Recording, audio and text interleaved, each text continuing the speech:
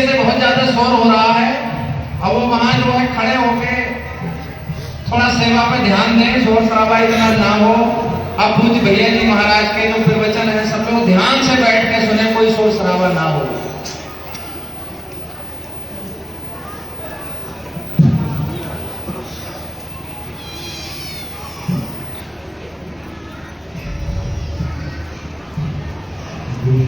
संगत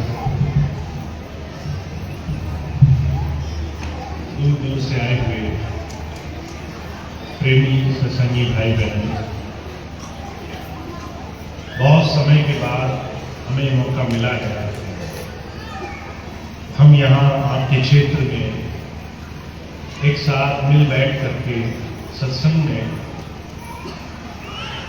धर्म क्या है, आध्यात्म क्या है, संतों ने, महात्माओं ने जीवन को कैसे देखा है, इस बात को हम समझ सके। हुजूर कृपाल सिंह जी महाराज कहा करते थे, दुनिया में हर एक इंसान अपने तरीके से जीवन जी रहा है और हर एक इंसान जाने अनजाने उस ईश्वर को, परमात्मा को, उसकी भक्ति को अपने जीवन में पाना चाहता है।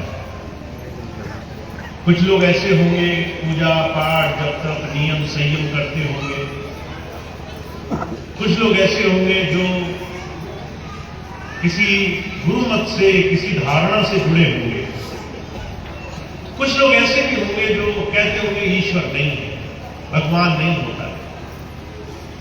और ये सारे लोग जाने अनजाने एक ऐसी शक्ति के पीछे चल रहे हैं जो अदृश्य है, जो देखी नहीं जा सकती है, और जीवन की भागदौड़ उस शक्ति के आगे, उस ताकत के आगे है। हमारे जीवन में इन तमाम चीजों के लिए जितनी भी धारणाएं हमारे जीवन में चल रही हैं, उसके लिए संत मत में सिर्फ एक ही बात पर जोर दिया गया है। अगर आप अपने जीवन में तमाम चीजों का भेद जानना चाहते हो तो आपको अपने आप अपना स्वयं का अनुभव करके देखना पड़ेगा। इसलिए जब आध्यात्म की रचना हुई, आध्यात्म की चर्चा हुई, तो महापुरुषों ने सिर्फ एक बात को कहा कि आपको आत्म का अध्ययन करना पड़ेगा, अपने आप को जानना पड़ेगा। ईसा मसीह से जब पूछा गया तो उन्होंने कहा कि मैन नो थायसेल्फ, तुम्हें अपने आप को पहले जानना है, तुम कौन हो। अगर तुम यही नहीं जान पाए तुम कौन हो, तुम ये नहीं समझ पाए गुरु कौन है, तुम ये नहीं जान पाए कि तुम्हें गुरु से चाहिए क्या, तो तुम जीवन में आगे नहीं बढ़ पाओगे। पूजा पाठ भक्ति जप तप नियम साधन, ये सिर्फ मन को लुभाने वाले, सिर्फ मन को लालच देने वाले कारण बन जाएंगे। और आश्चर्य ये है, आज अगर आप संसार में देखें, कोई नहीं जानता उसे धर्म क्यों चाहिए, कोई नहीं जानता उसे भक्ति क्यों करनी है, पूजा क्यों करनी है। महाराज जी कहा करते थे, बहुत से लोग ये तर्क देते हैं हमें मोक्ष चाहिए, तो जो कहा करते थे अगर मोक्ष चाहिए तो तुम आज ही शरीर का त्याग कर दो, आज ही छोड़ दो संसार। अगर मोक्ष चाहिए, क्या तुम तैयार हो? अगर आज ईश्वर आ जाए तुम्हें लेने के लिए, तो क्या तुम तैयार हो संसार को छोड़ने के लिए? स्वामी जी बड़ी सुंदर घटना सुनाया करते थे। एक माता थी, उसका बच्चा नाती पोता था, बीमार हो गया, बहुत इलाज कराया, जब इलाज नहीं हुआ तो एक दिन रात को दुखी ईश्वर से प्रार्थना कर रही थी, हे ईश्वर तूने मुझे बड़ा कष्ट दिया, मेरे बच्चे बीमार हो गए, मेरे बच्चों का इलाज नहीं हो रहा है, इनके जीवन में इतना कष्ट है, तो इनके दुख दूर कर दे, तो मेरा जीवन ले ले। अब ये कहते कहते उसे नींद आ गई। आधी रात में आंख खुली, जब आंख खुली तो कुछ रोशनी थी, कुछ अंधेरा था। उसने उस आधी रोशनी आधी अंधेरी में एक ऐसी चीज देखी जो डर गई। एक बिल्ली घर में घुसी रात को, खाने के लालच में उसने हांडी में मुंह डाला, मुंह फंस गया तो वो जोर से इधर उधर दौड़ने लगी। अब वो परछाई देख करके वो बूढ़ी माता ने सोचा मेरे घर में कोई ऊपरी शक्ति आ गई है, ना तो ये जानवर दिखाई देता है ना ये मनुष्य दिखाई देता है, ये तो कुछ अलग ही आकार है।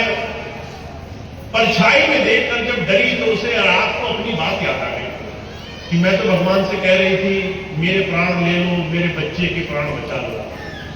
अब जैसे ही विचार आया तो उसे डर लगा कि कहीं यमराज ही तो नहीं आ गए लेने के लिए, कहीं मेरी बात को बहुत उन्होंने ईमानदारी से तो नहीं समझ लिया, कहीं सच में तो नहीं आ गए मुझे लेने के लिए। मौत का भय, मृत्यु का भय कि मैं मरने वाली हूं, इससे तो इतना घबरा गई, जोर जोर से चिल्लाने लगी मैंने सच में नहीं बोला था, मैं नहीं चाहती मैं मर जाऊं, मैं नहीं चाहती कि मैं अपने बच्चे के लिए, अपने नाती पोतों के लिए अपने प्राण दे दूं।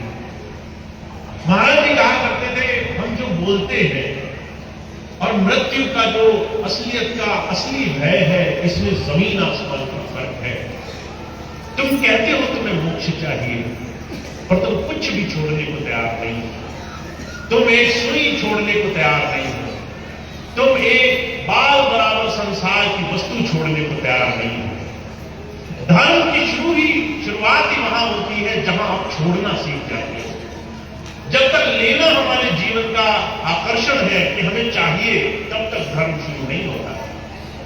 और अगर आप इस दृष्टिकोण से देखें आज संसार में हर एक इंसान को ईश्वर इसलिए चाहिए कि उसे कुछ इच्छाएं हैं मन में। कबीर साहब आज से 600 वर्ष पहले ये बात कह गए, कामी क्रोधी लालची इनसे भक्ति न होए, भक्ति करे कोई शूरमा, जाति वर्ण कुल खोए। होना पड़ेगा, आप होना नहीं सीखे, जो है उसमें बढ़ाना ही आपके जीवन का लक्ष्य है, तो आप जीवन में ईश्वर से नहीं जुड़ पाएंगे, आपके जीवन में चमत्कार नहीं होंगे। आप जो जीवन जी रहे हैं उस जीवन में कर्म भोग में ही जीना पड़ेगा। अगर आज इस दृष्टिकोण से संसार को देखें तो हम भगवान को अपनी इच्छाओं के लिए पूछते हैं। एक दिन की कल्पना करके देखिए, हमने कोई भी दिन गुजारा, हमने कोई भी इंसान देखा जो पूजा पाठ भक्ति करने गया, जो भगवान के सामने हाथ जोड़ करके खड़ा हुआ, आप गौर से देखिएगा उसे, वो कुछ मांग रहा है, मुझे घर मिल जाए, संपत्ति मिल जाए, पैसा मिल जाए, बच्चे ठीक हो जाए, बच्चे पढ़ लिख जाए। अभी पिछले दिनों में कानपुर गया, एक बूढ़ी माता आई, बाहर से अंदर तक आने में उसे आधा घंटा लगा, इतनी तकलीफ थी उसे। बहुत धीरे धीरे पीठ झुकी हुई, 2 लोग सहारा दे रहे, चलने में दिक्कत, बड़ी मुश्किल से उसने 10 कदम का फासला पूरा किया। मैंने देखा इसको बड़ी तकलीफ है। वो माता आई, जरूर कोई अच्छी बात करने आई होगी। वो मेरे पास आई, कहने लगी नाती पोते वो जो है बात नहीं मानते, पढ़ते लिखते नहीं। मैंने उस माता को देखा, मैंने कहा माता तेरे जाने का समय तुझे कुछ एहसास नहीं है, आज या कल कभी भी ईश्वर कह सकता है चलने का नंबर, पर तेरे मन में क्या चल रहा है? तेरे नाती पोते बच्चे पढ़ लिख जाए, काम करें, बात माने, अभी भी तू उसी में उलझी हुई है। मैंने कहा तूने अपने बच्चे जब बड़े कर दिए, तूने जिम्मेदारी सौंप दी, तेरे बच्चे बड़े हुए, तेरा काम खत्म। अब तेरा काम ये नहीं है कि तू उनके आगे की आने वाली पीढ़ियों की भी चिंता ले, उनके आगे आने वाली पीढ़ियों की भी चिंता ले, जितना भी जीवन आगे है सबकी चिंताओं का बोझ तुझे उठाना है। पर ये बात समझे कौन? इस बात को जब जब आप किसी संत के पास जाएंगे, वो आपको सिर्फ यही बात समझाने के लिए आता है। मन हमारा इतना बड़ा शैतान है, यह हमें ऊपर स्वांग करने के लिए कहता है कि हमने तिलक लगाया, हमने गेरुआ वस्त्र पहना, हम मंदिर गए, 100 लोगों ने देखा हम भक्त हैं, हमने कई अलग अलग तरह की ऋचाएं याद कर ली, हम हनुमान चालीसा पढ़ लेते हैं। मन हम नहीं देख पा रहे। इसलिए कबीर साहब कहते हैं, जब तक काम रहेगा, क्रोध रहेगा, लालच रहेगा, तब तक आप खुद ही लिख लो कि मैं ईश्वर को नहीं जानता हूं, मैं ईश्वर से नहीं जुड़ रहा हूं। कोई भी भक्ति का तरीका कारगर नहीं होगा, क्योंकि ये मन काम वासनाओं में, भोग वृत्ति में, दुनिया की लालचों में आपको ईश्वर से भी भोग मांगने को कहेगा। मैंने कई बार देखा है, लोग जब स्वामी जी के पास आते थे, स्वामी जी के पास आए, स्वामी जी मेरा ये काम बन जाए, मेरा वो काम बन जाए। अभी कुछ दिन पहले मेरे पास एक बहन जी आई। जब आई सत्संग में तो मैंने उनसे कहा, बहन जी विश्वास करना शुरू करो, गुरु आपके सारे काम जो उचित होंगे वो बनाएगा, भरोसा करना शुरू करो। हर दिन मांगती रहोगे तो तुम्हारी मांगे नहीं कम होंगी, तुम्हारे मन में भ्रम रहेगा तुम भक्ति कर रही हो, पर तुम मांगों में लगी रहोगी। भरोसा करना शुरू करो। सारी बात उसने मेरी सुन ली। जब जाने लगी मिलके तो कहने लगी, भैया जी अच्छा ये करो, सर पे तो हाथ रख दो, सर पे तो हाथ रख ही दो। मैंने ये बात सुनी, मुझे बड़ा आश्चर्य हुआ। मैंने अभी से समझाया, तेरे मन में लग रहा है ये बाहरी चीजें, हाथ रखने से, तिलक चंदन छापे लगाने से, बाहरी तरह तरह की चीजें करने से तुम गुरु से वो जानने जो तुम्हें देना चाहता है। ये सारी चीजें तुम्हारे मन में भ्रम पैदा करेंगी कि तुमने गुरु से कुछ भी जीवन में जीना शुरू किया। इसलिए मैं हर एक इंसान को मना करता हूं, पैर छूना बिल्कुल वर्जित करिए। मन में ये भ्रम पैदा करेगा तुम भक्त हो, तुम झुक गए गुरु जी के सामने। गुरु जी के पास जाकर के कोई भी बाहरी आडंबर करना बंद कीजिए, जिससे आपको लगता हो मैं भक्ति भावना कर रहा हूं। क्योंकि बाहरी चीजें मन को सिर्फ भ्रमित करने, नशे में डालने के काम है। जब संत आते हैं, कहते तुम्हारी एक ही परख हो सकती है, तुमने गुरु का सानिध्य पाया, तुम उससे क्या मांग रहे हो, ये एक ही परख है तुम्हारी। तुम जब उसके पास गए तो अपनी मांगों की तरफ ध्यान रखो। तुम्हारी मांग ये भौतिक है तो तुम अभी भी भौतिक हो, तुम संसार में लिप्त रहोगे। तुम्हारी आज एक मांग है, जब तुम कल आओगे तो कल भी एक मांग होगी, जब तुम 10 दिन बाद आओगे तो भी एक इच्छा होगी, जब तुम 1 साल बाद आओगे तो भी तुम्हारे मन में कुछ मांगने की इच्छा होगी। अभी कुछ दिन पहले मुझे एक बहन जी मिली, कहने लगी भैया जी बच्चे, मेरे जो है घर में बहू की शादी हुई, लड़के की शादी हुई, बहू से 5 साल हो गए, बच्चा नहीं हो रहा, आप दया करो। मैंने कहा तुमने इलाज कराया? कहने लगी इलाज करा दिया। मैंने कहा डॉक्टर ने सारे युक्त किए, सारे तरीके बता दिए, तुमने किए, सब तरीके कर लिए। मैंने कहा बच्चा नहीं हुआ ना? कहने लगी नहीं हुआ। तो मैंने कहा ईश्वर की रजा मांगने से हो सकता है ईश्वर तुम्हें ऐसे रखना चाहता। कहने लगी नहीं, आप कुछ करिए, अगर आपने नहीं किया तो बाहर लोग बड़ा ताना मारेंगे। मैंने कहा चलो कोई बात नहीं, अगर स्वामी जी की इच्छा होगी तो तुम्हारे घर में ये काम बन जाएगा। बहुत मेहनत करी इसने, यही मेरी इच्छा है, इसके बाद मेरी कोई आखिरी इच्छा नहीं, आखिरी इच्छा लेकर आई हो। अब स्वामी जी ने दया करी, घर में कुछ समय बाद उसकी बहू को एक बच्चा हो गया। जब बच्चा हुआ तो बीमार रहने लगा। अब बीमार रहने लगा तो इस बात से परेशान कि बच्चे की बीमारी कैसे दूर हो, सब करके देख चुके। फिर से आई, कहने लगी भैया जी बीमार बहुत है, इसकी बीमारी बढ़ जाए, यही आखिरी इच्छा है।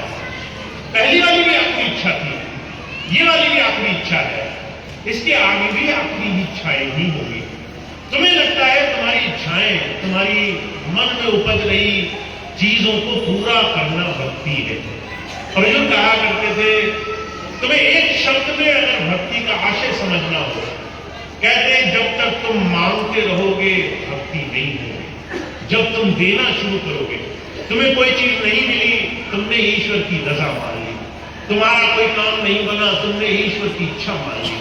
तुम्हारी एक चीज पूरी नहीं हुई, तुमने ईश्वर का भाड़ा मान लिया कि यही मालिक चाहता होगा, यही ईश्वर चाहता होगा। ये छोटा सा बदलाव तुम्हारे मन में, तुम्हारे अंदर भक्ति, प्रेम, भावना की शुरुआत करेगा। तो जो कहा करते थे, हमारे अंदर छोड़ना आना चाहिए, चीजों को त्यागना आना चाहिए। चीजें न मिले तो हम उसमें रजा में रहने वाले बने। कोई हमारी इच्छा पूरी ना हो, हम फिर भी खुश रह सके। कोई हमारा काम न बने, हम फिर भी राजी रह सके। ये गुरु आपको सिखाना चाहता है। आप अगर मानते रहो, कोई चीज न पूरी हो, तो आप एक जगह नहीं टिकोगे। बार कोई चीज मांगी नहीं मिली तो कोई बाहर जाते हुए कहेगा, अरे यहाँ तो तुम्हारी इच्छा पूरी नहीं हो रही, फलानी जगह एक मंदिर है, वहां चलो, वहां तुम्हारा काम पूरा हो जाएगा। ये इच्छाएं आपको वहां ले जाएंगी, ये मन की वासनाएं आपको वहां दूसरी जगह ले जाएंगी। कोई कहेगा फलानी जगह बालाजी की पूजा होती है, फलानी जगह दूसरे ब्रह्मदेव बैठे हैं, फलानी जगह दूसरे कोई देवी देवता है, और आप सब जगह चक्कर लगाओगे, क्योंकि इच्छा आपको संसार में ईश्वर से, उस प्रभु से दूर कर देती है।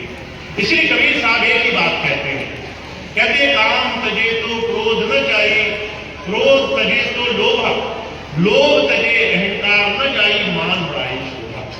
तुम अगर अपने अंदर की इच्छाएं देखो तो तुम्हारे अंदर एक एक करके कई तरह के जाल बिछे हुए हैं। मन का आप खेल देखो, वो कहते हैं काम से ऊपर क्रोध है, क्रोध से ऊपर लोभ और अहंकार है, उसके बाद मान बढ़ाई है, उसके बाद आपके जीवन में यह है कि मेरा कोई एक ही बात, सबसे ऊंची भावना अहम की भावना कि मेरे से ऊपर कोई ना उठ जाए।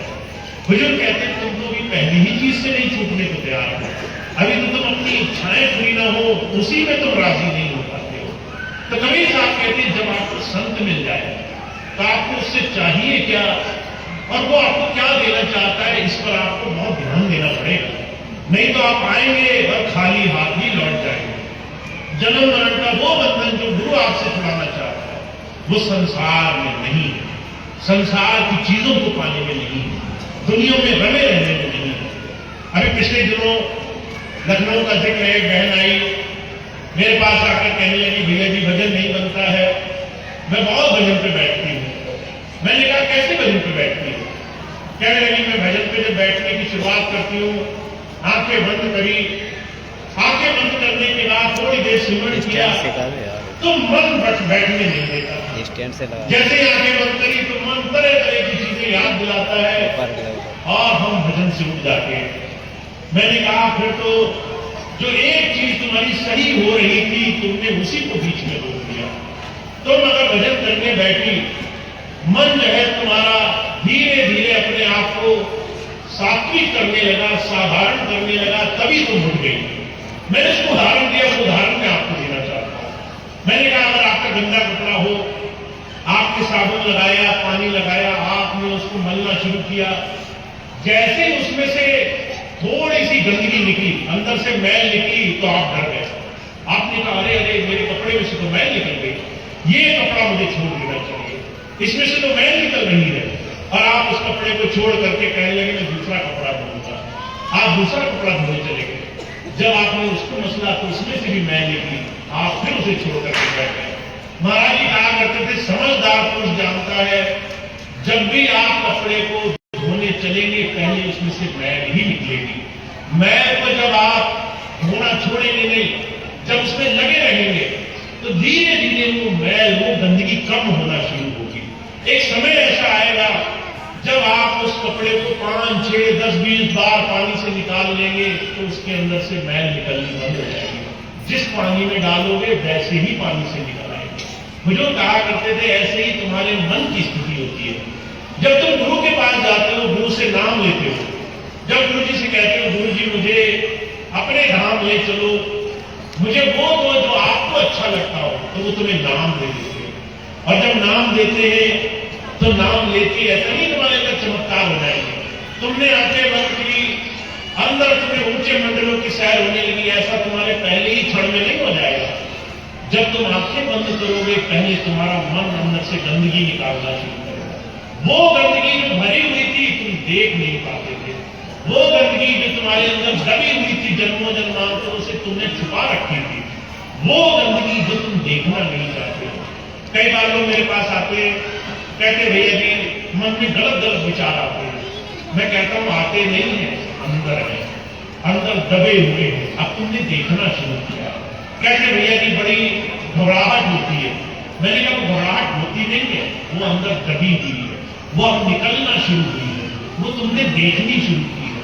कहते बहुत चिंताएं होती है। मैं कहता हूं चिंताएं होती नहीं है, वो सब तुमने अंदर दबा रखी है अपने अंदर। हम अगर अपने आप को जान लें तो हमें पता चलेगा हम ईर्ष्या, द्वेष, डर, भय संसार की तरह तरह की परेशानियों को दबा करके बैठे हुए हैं। हमारे मन के अंदर वो घर बैठी है।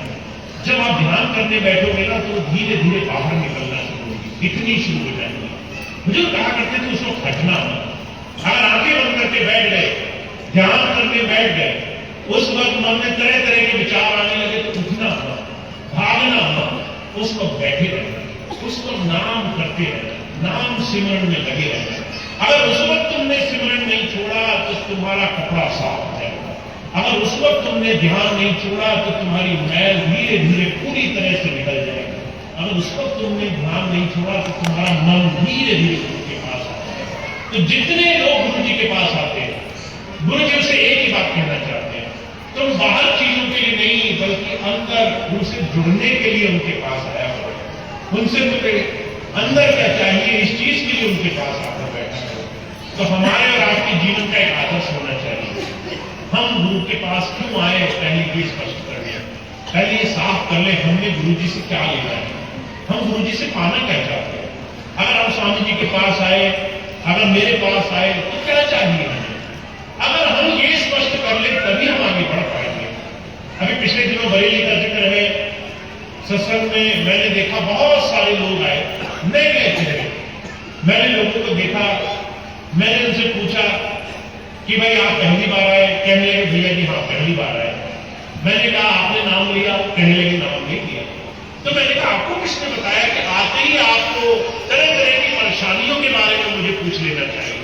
लोग आते थे सीधे कहते थे ये शराब पी रहा है, ये डाका डाल रहा है, ये मार पीट रहा है, मेरा शरीर खराब है, मेरा घुटना ठीक कर दो। मैंने कहा ये आए तो एक क्षण हुआ, नाम लिया नहीं, गुरु जाना नहीं, आते ही अपनी मांगों की लिस्ट निकाल कर रख दी उन्होंने। आखिर इन्हें किसने बताया कि तुम गुरु जी के पास जाओ और जाते ही ऐसे तुम करना। गुरु जी के पास जाओ और जाते ही कहना गुरु जी पहले हमारी इच्छाएं पूरी करो, पहले हमारी मांगे पूरी करो, हमारा ये काम बना दो। मैंने उनसे पूछा तुमसे किसने बताया ऐसा यहां होता है। तो वो कहने लगे आप कुछ सत्संगी मिले हमें, उन्होंने कहा तुम्हें तकलीफ है हमारे भैया जी ठीक कर देंगे, तुम्हारी परेशानी है हमारे भैया जी के पास चलो वो ठीक कर देंगे। तो मैंने अपना सर पकड़ लिया, मैंने कहा ये तो मेरा काम बढ़ाने लगे मेरे सत्संगी, जिनको मैं खुद कह रहा हूं कि संसार की चीजों से बचो, वो दूसरे को कह रहे हैं कि संसार की चीजें अगर दूर करानी है तो भैया जी के पास चलो, भैया जी तुम्हारे संसार की परेशानी दूर करा देंगे। महाराज जी कहा करते थे संत इतना आसानी से किसका काम नहीं बनाते। संत को छलना उसको ठगना आसान नहीं होता है। तुम्हें लगता होगा तुम आए अपना काम बनवाया चल दिए, गुरु जी को क्या लेना देना, उनका तो काम है बांटना, तुम्हारी इच्छाएं पूरी करना, ये तुम्हारी भूल है। गुरु जी बिना मतलब के तुमसे नहीं जुड़े हैं। अगर तुम राम नाम नहीं लोगे, अगर तुम गुरु नाम नहीं लोगे तो तुम्हारा काम बिल्कुल नहीं बनाएंगे। तुम्हारा एक छोटा सा काम बनाने को राजी नहीं होते, वो तुम्हारे मन को चेतना से जोड़ने के लिए आते हैं। वो चाहते हैं तुम बुराइयों से छूटना शुरू करो, तुम गलत काम छोड़ना शुरू करो, तुम जीवन सुधारना शुरू करो। तुम अगर ये करोगे तो तुम्हारे काम हम बनाने को राजी होंगे। तुम जीवन अच्छा बनाना शुरू करो तो तुम्हारे काम हम करेंगे। तुम कहो पहले हमारे काम करो तो गुरु जी को इतनी आसानी से ठगा नहीं जा सकता है। महाराज जी कहा करते थे कि सारी दुनिया को ठग ले, उसको ठगना तुम्हारे बस की बात नहीं है। अभी कुछ दिन पहले मेरे पास एक बहन आई, कह रही भैया जी लड़की की सरकारी नौकरी लग जाए, सरकारी नौकरी लगते ही इसकी सरकारी तनख्वाह लगेगी, मैं पहली तनख्वाह आपको दूंगी। मैंने उसको दोबारा से पूछा, मैंने कहा ये नौकरी मैं लगवा सकता हूं क्या? कहने लगी आप क्या नहीं कर सकते, आप तो सब कुछ कर सकते हो, आप परमात्मा और सारे काम कर सकते हो। मैंने कहा अगर मैं तेरी लड़की की सरकारी नौकरी लगवा सकता हूं और वो 60 साल तक सरकारी तनख्वाह पाएगी तो सारे जीवन भर की तनख्वाह के बदले में 1 महीने की तनख्वाह से राजी कैसे हो जाऊंगा, मुझे ये बताओ। जब उसने बात सोची कि हम गुरु जी को लालच दे रहे थे, 1 महीने की तनख्वाह में हम कह रहे थे हमारे 60 साल की तनख्वाह हमें मिले, तो उसे एहसास हुआ गुरु से ऐसे लालच से चीजें नहीं मांगी जा सकती, गुरु जी को लालच नहीं दिया जा सकता है। उसे एहसास हुआ हम कह रहे हमें मिल जाए सब कुछ और उसी में से हम तुम्हें थोड़ा सा दे देंगे तो हमारा काम बना, इसमें गुरु जी का क्या भला होना है। तुम उन्हीं में से उनको दे दोगे, उनका क्या भला होना है। उनका भला इस बात से होना है कि तुम संसार माया से छूटने वाले बन जाओ, भव सागर से करने के लिए तैयार हो। माया को समझिए, संसार के कर्म जगत को समझिए। और इसको समझने के लिए वो सारा दिन जन जन में चल करके सिर्फ एक ही काम करने को कहते हैं, पहले तुम गुरु को जानना शुरू करो, तुम्हें मांगना क्या है उससे। महाराज जी कहा करते थे, जो चीज तुम गुरु से मांगोगे तुम वैसे ही गुरु जी को देखते हो। का कामी का गुरु कामी, लोभी का गुरु नाम, कबीरा का गुरु संत है, नित्य जपावे नाम। अगर तुम गुरु जी से काम बनवाने आए तो तुम्हारे गुरु जी क्या हुए? कामी तो हुए। तुम लालच पूरा करवाने आए तो क्या हुए? तुम्हारे गुरु जी भी लालची हुए। अगर वो तुम्हारे दूसरे दुनिया के काम बनवाने आए तो उसी तरह से तुम गुरु जी को देख रहे हो। महाराज जी कहा करते थे, अगर तुम्हारे पेट में दर्द हो तो किसी वकील के पास नहीं जाओगे। अगर तुम्हारी जमीन का मुकदमा हो तो जो है तुम किसी डॉक्टर के पास नहीं जाओगे, क्योंकि तुम्हें पता है जो काम जिससे बन सकता है उसी के पास जाना है। जब तुम दुनिया के काम लेकर आते हो तुम दुनिया की दृष्टि से गुरु जी को देखते हो। तुम्हारे मन में भाव क्या होता है? गुरु जी काम बनाने वाले हैं, इससे ज्यादा इनका कोई मतलब नहीं है, इससे ज्यादा औचित्य नहीं है इनका। कबीर साहब कहते हैं, कबीरा का गुरु संत है, नित्य जपावे नाम। मैं अपने गुरु को कैसे देखूं? मेरा गुरु कहा, मेरा गुरु परमेश्वर सुखदाई, पार ब्रह्म का नाम दड़ावे, अंतर हुई साय। मेरा गुरु कौन है? कहते परमेश्वर है, सुख का देने वाला है। मैं इससे कम नहीं देख रहा हूं उसे, वो मेरे काम बनाए नहीं बनाए मुझे इससे कोई मतलब नहीं है। तो परमेश्वर है, सारे संसारों के सुख का देने वाला है। और कहते पार ब्रह्म का ही नाम दड़ाने वाला है। वो दुनिया की चीजें नहीं देना चाहता है, वो तुम्हें ऐसी चीज देना चाहता है जो जीवन भर तुम्हारे साथ रहे, जो जीवन भर तुम्हारे अंदर रहे, जो तुम्हारे जीवन को परख दे। तो हमें आज के इस कलयुग में एक बात समझनी पड़ेगी, हम गुरु जी को कैसे देख रहे हैं, गुरु जी से क्या पाना चाहते हैं। आपको इसके लिए चिंतन करना पड़ेगा। जब आप घर जाओगे और घर जाकर के एक दो दिन विचार करोगे कि मेरे गुरु जी से मेरा क्या लेना देना, मैं क्यों गया उनके पास, मुझे क्या चाहिए उनसे, तो सारी चीजें दिमाग में आ जाएंगी। कभी आएगा मेरा काम बन जाए तो आपको सोचना पड़ेगा, अरे काम बनवाने गया तब तो लालची हो गया, आपको सोचना पड़ेगा। आप कहोगे मेरी बीमारी दूर हो जाती, तो कहते बीमारी दूर कराने गए तब तो जो है सिर्फ शरीर के लिए गए, तुम गुरु जी करता। मान लिया कल तो बीमारी ठीक हो गई, फिर क्या करोगे? फिर नहीं जाओगे। इसलिए कवि साहब कहते हैं, दुख में सुमरन सब करे, सुख में करे न कोई, जो सुख में सुमरन करे तो दुख का ही होए। अगर तुम शरीर दुख कष्ट क्लेश के लिए गुरु को याद कर रहे हो तो तुम्हारा गुरु संसार के दुख, संसार के कष्ट, बीमारी, लेन देन यहीं तक सीमित होगा। अगर तुम गुरु को ऊंची दृष्टि से देखता है कि वो परमेश्वर है, वो ईश्वर का समाया हुआ है, उसके अंदर परमात्मा वास करता है, मुझे उससे जीवन में उससे कम कुछ नहीं चाहिए, मैं उससे संसार में छोटी चीज नहीं मांगना चाहता हूं, मुझे छोटी चीजों में राजी नहीं रहूंगा, मैं मुझे सब कुछ चाहिए। जैसा अभी श्याम प्यारे भैया एक कहानी सुना रहे थे, उस छोटी बिटिया को क्या चाहिए? सिर्फ राजा चाहिए, राजा से कम कुछ नहीं चाहिए। हमें संसार के कपड़े लत्ते सोना चांदी नहीं चाहिए, सिर्फ राजा चाहिए। तो जो कहा करते थे, आज के समय में आप गुरु से तब जुड़ पाओगे जब गुरु क्या है ये स्पष्ट कर लोगे। आपका गुरु परमेश्वर है या फिर आपका दुनिया की चीजें देने वाला है। तो आज मैं आपको सिर्फ इतनी बात कहना चाहता हूं, भक्ति करना कोई मुश्किल का काम नहीं है, ईश्वर से जुड़ना कोई मुश्किल का काम नहीं है, संसार की तकलीफें छुड़ाना कोई मुश्किल का काम नहीं है। मुश्किल काम है तो अपनी ही परछाई से छूट पाना, अपनी ही मानसिकता से, अपनी ही सोच से छूट पाना। आप जो सोच रहे हो उस सोच से मुक्त हो पाना, आपने जो मान लिया उस मानने से मुक्त हो पाना कि मैं जो मानता हूं वो सच नहीं है। मैं ये सच को जानने के लिए गुरु की शरण में जाना चाहता हूं। मैं जो सोचता हूं मैं सोच से गुरु जी को देख लूंगा, मैं गुरु जी को गुरु की दृष्टि से देखने वाला हूं। तो आप जब ये काम करोगे तभी आपके जीवन में गुरु की कृपा मिलेगी। अभी मैं बहुत रोचक एक घटना सुनाता हूं आपको। कुछ दिन पहले का बात है, मैं एक जगह सत्संग में गया तो एक भाई थे, उन्होंने बिल्कुल मेरी तरह कपड़े पहन लिए कि हम तो भैया जी की तरह कपड़े पहने, सफेद कपड़े सिलवाए, कुर्ता पजामा मेरी तरह पहन के चलने लगे। तो कुछ सेवादारों ने पकड़ लिया, सेवादारों ने पकड़ा और खूब डांटा, कहने लगे भैया जी की नकल करते हो, भैया जी जैसा बनना चाहते हो, भैया जी की तरह तुम रूप धरते हो, तुम तो बड़े पापी हो। लोगों ने बड़ा डांटा। ये आदमी देखिए कितना गलत काम कर रहा है, आपकी तरह कपड़े पहन रहा है, आपकी तरह बनना चाहता है। तो मैंने उनसे जो पूछा वो मैं आपसे भी पूछना चाहता हूं। मैंने उन सारे लोगों से पूछा कि भाई अगर ये भैया जी की तरह ना बने तो किसकी तरह बने? मुझे बस ये बताओ, ये किसकी तरह बन जाए? ये चोरों की तरह बन जाए, ये बदमाशों की तरह बन जाए, ये राजनीतियों की तरह बन जाए, ये किसकी तरह बन जाए? कुछ तो बताओ। भैया जी जैसा तुम बनना नहीं चाहते, तुम कुछ भी और बनने को तैयार हो। जब उन्होंने बात समझी कि वो तो जाने अनजाने कितनी बड़ी गलती कर रहे थे। एक आदमी सही रास्ते पर था, वो कह रहा था जैसे मेरे भैया जी मुझे वैसे रहना है, उसी को डांटने लगा। तो अगर तुम्हारा आदर्श सही नहीं है, अगर तुम्हारा आदर्श सही नहीं है तो तुम गलत जगह चले जाओगे। अगर तुम्हारा आदर्श गुरु नहीं है, अगर गुरु जैसा नहीं बनना चाहते हो तो तुम्हारे संसार में 1000 और दूसरे आदर्श बन जाएंगे। गुरु जी को देखोगे तो कहोगे गुरु जी जैसी सादगी चाहिए। गुरु जी को 1000 लोग गुस्सा करते हैं, पर जो है वो गुस्से के बदले गुस्सा नहीं करते, ऐसा मुझे लगता है। दूसरे को देखोगे तो तुम्हें लगेगा अरे उसको किसी ने गाली दी तो उसने पलट कर 10 गाली सुनाई, इसकी तरह बन गए तो जीवन नरक हो जाएगा, जीवन बर्बाद हो जाएगा। तो कैसे बनना चाहते हो ये सोचना पड़ेगा। तो मैं आपको सिर्फ एक बात कह रहा हूं, आदर्श सही बनाओ। गुरु क्या है तुम्हारा?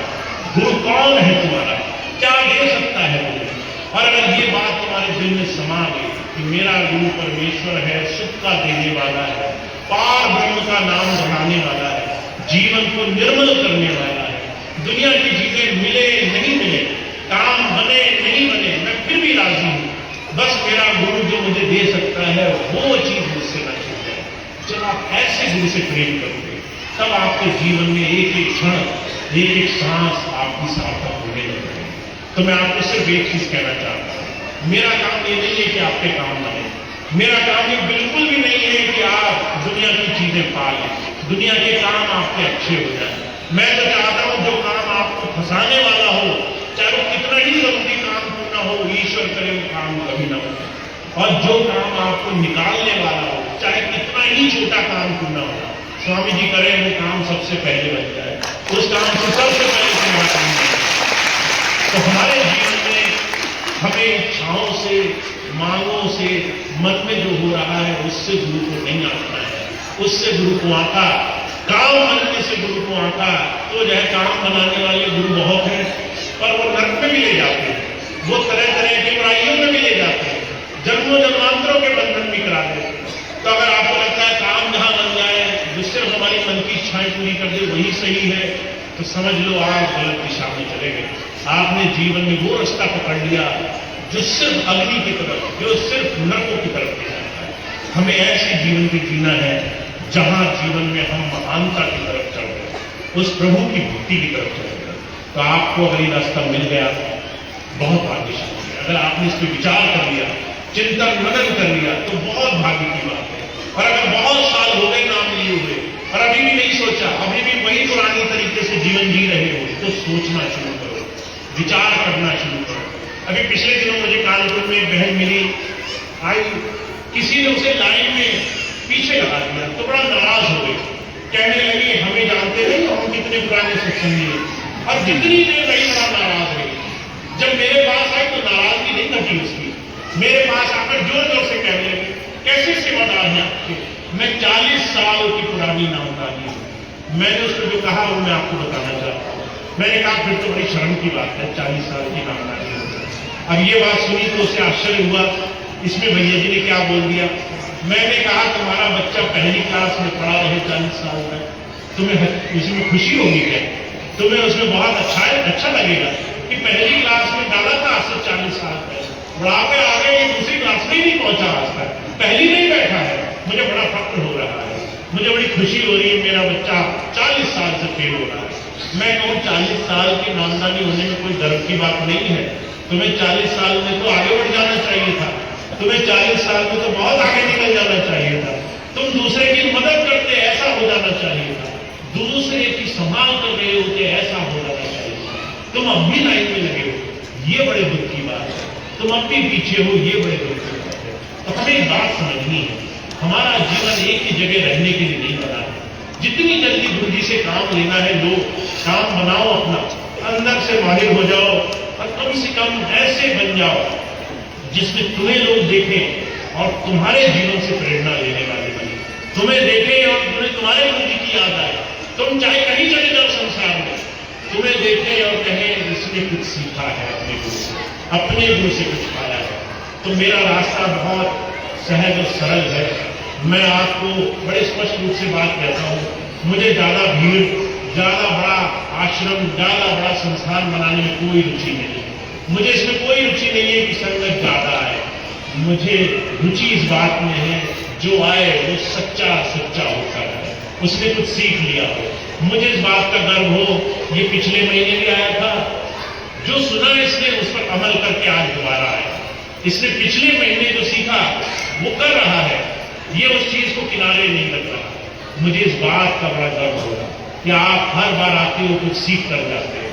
मुझे इस बात का गर्व नहीं होगा कि आप 100 लोग और ले आए और आप भी वहीं रह गए और वो 100 भी वहीं रह गए, तो उसमें तो किसी का भला नहीं होगा। तो जीवन का सिर्फ एक सिद्धांत है, जीवन में आगे बढ़ते रहो, गुरु से जो सीख लिया उसको जीवन में उतारो। तो इतनी बात स्वामी जी की है जो आपको अपने जीवन में हम सबको उतारनी है। जितनी जल्दी शुरू कर दो उतनी जल्दी गुरु के प्यारे बन जाओगे, उतनी जल्दी गुरु के प्रेम के पात्र बन जाओगे। तो इतनी बात कह के मैं अपनी बात समाप्त करता हूँ। आप सबको बहुत बहुत धन्यवाद। आज आप सत्संग में अपना कीमती समय दिया, पर मैं आपको बस आखिरी में एक ही बात कहना चाहता हूँ। आप आते हो, मिलते हो, बैठते हो, पर मेरी खुशी इस बात में है कि आप जब पिछली बार आए और आप आज आए तो इस एक महीने में कुछ तो बदलाव हो गया, कुछ तो आपकी परेशानी कम हो गई, कुछ तो मन सबल हो गया, कुछ तो मन अब शिकायतें करना बंद कर बैठा, शुक्राना अदा करना शुरू कर बैठा, कुछ तो स्वामी जी की कृतज्ञता देखना शुरू कर दिया। उसने देखना शुरू कर दिया कितना दे रहा है मालिक। अगर अभी भी नहीं देख पा रहे हो तो पिछली बार आए, 1 साल पहले आए, 10 साल पहले आए, सब शून्य हो गए, सब जीरो हो गया। तो सीखते रहना है, सीखने का नाम ही गुरु भक्ति है। आप अपने जीवन को थोड़ा थोड़ा बदलते रहो। मेरी बात को अगर आपने पूरी बात सुनी, एक बात अच्छी लगी, वो गांठ मान कर ले जाओ, कहो भैया जी की ये बात अच्छी लगी, ये बात तो मैं आज से अपने जीवन में पालन करने वाला हूँ, इस बात का ध्यान रखने वाला हूँ। और अगर आपने एक एक बात भी मेरी पकड़ ली तो मैं इस बात को आपको गारंटी दिलाता हूँ, अगर आपने गुरु जी की एक बात भी पकड़ ली तो आपके जीवन में हर एक कदम पर आप देखेंगे गुरु जी आपके साथ हैं, आपके हर एक काम में आपके सहयोगी हैं, आपकी मदद में है, और आपको कहीं भी कोई डर, भय, चिंता, परेशानी का सामना नहीं करना पड़ेगा। तो ये स्वामी जी की दया है, उनकी दया लीजिए, उसका लाभ उठाइए, जीवन में अंदर से गुरु से जुड़िए। बाहर की दया है तो अपने आप होने लग जाएगी जब आप अंदर गुरु से प्रेम से जुड़ने लगता हो। तो इतनी बात कहकर मैं अपनी बात समाप्त करता हूँ। बहुत बहुत धन्यवाद आपका। अब आज का सत्संग कार्यक्रम समाप्त होगा। कुछ सत्संग की सूचनाएं हैं भी इस महीने की, वो आपको दी जाएंगी, और उसके बाद एक प्रार्थना होगी। तो सभी भाई बहन 2 मिनट और सारी बातें सुन लेंगे, उसके बाद अपने स्थान से उठेंगे। मैं एक छोटी सी बात आपको और बता दूं, हमारे जहां भी सत्संग कार्यक्रम होते हैं बहुत से भाई बहन प्रेमी आते हैं। अभी पिछले दिनों एक बेटी आई और वो आकर के क्या करती थी, सत्संग में सबसे आगे खड़ी हो जाती थी। अगर मैं उसे कहता था कि कुछ सेवा कर लो, किसी की मदद कर दो, पीछे जाओ, कुछ काम करा लो, तो उसको अच्छा नहीं लगता था। उसको लगता था भैया जी हमें काम न बताया करें, बस सामने रहे और सब लोगों के सामने दिखते रहे। और नतीजा ये हुआ कि धीरे धीरे वो लोगों की निंदा की पात्र बन गए। जब आप कुछ करते नहीं है, जब आप किसी सेवा में सहयोग नहीं करते, अहंकार बढ़ता चला जाता है, आपको पता भी नहीं चलेगा कब अहंकार आपको खा जाता है। तो मैं हमेशा सबसे एक बात कहना चाहता हूँ, जब आप सत्संग में आओ तो थोड़ी देर सेवा में जरूर करो, कोई भी सेवा दे दो, जो भी आपको ठीक लगे। आपको एक जगह बैठने की आवश्यकता नहीं है, आप सत्संग में